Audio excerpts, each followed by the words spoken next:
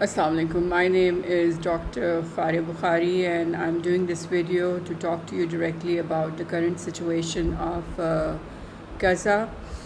As the peace, so-called ceasefire accord has been reached, and an agreement has been made between the two parties, Israel has already committed a violation of the accord by shooting the Palestinians who are trying to go back to the northern part of Gaza.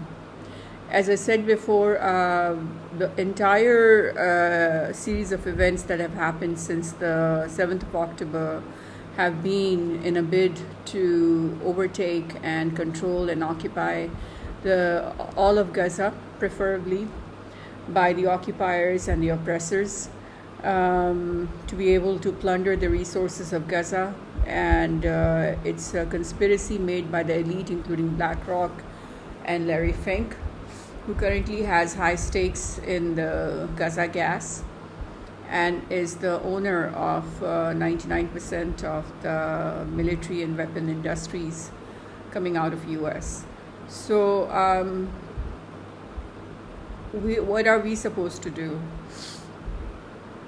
I mean, our goal is to make sure that Palestinians are not injured anymore or assaulted anymore or massacred anymore. The question is, what are we supposed to do? We have tapped onto the resources of the international humanitarian agencies, and seemingly they're all standing with us.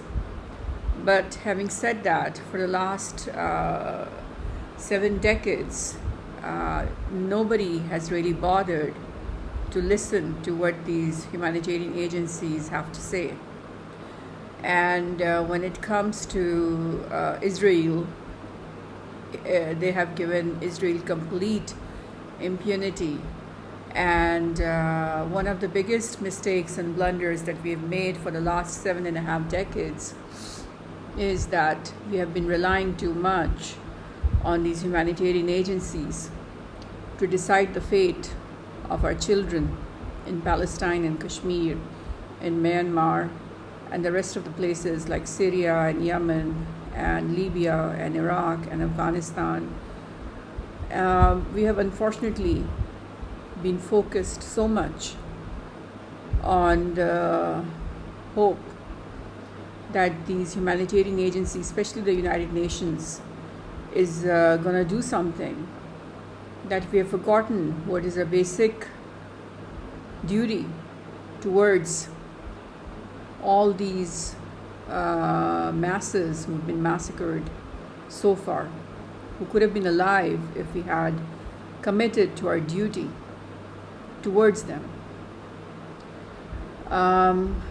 I think we have technically disowned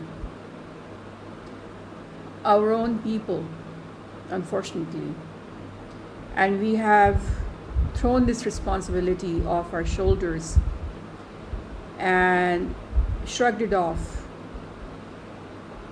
and thrown it in the court of international humanitarian agencies.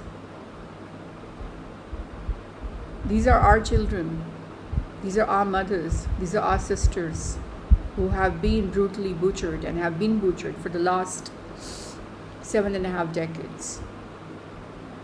And we have, before we can say that the world is dehumanizing Palestinians or Kashmiris or Rohingyas, we have to ask ourselves, are we dehumanizing Palestinians and Kashmiris and the Rohingyas?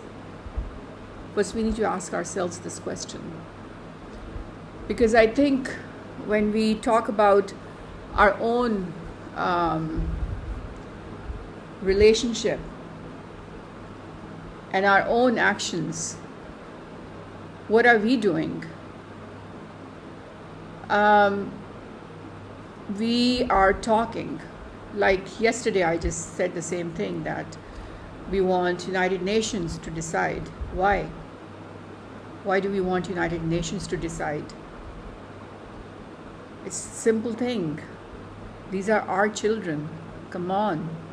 Why do you want a third party to decide the fate of our children? This is the mistake, a blunder that we as Muslims have been making for the last 7.5 decades. And unfortunately, before we can say that the world has dehumanized Palestinians, Kashmiris, Rohingyas, we have to ask ourselves this very important question. Have we not dehumanized Palestinians, Kashmiris, Rohingyas by allowing their fate to be decided by a third party that has no personal connection? No personal connection. What does United Nations have? I mean, why would they go out of their way to try to do something about what Israel has been doing to the Palestinian people? Why are you letting a third party decide the fate of your children? Why aren't you doing the duty that has been bestowed upon you? Why have you dehumanized your own children in Palestine, Kashmir, Rohingya, and Myanmar?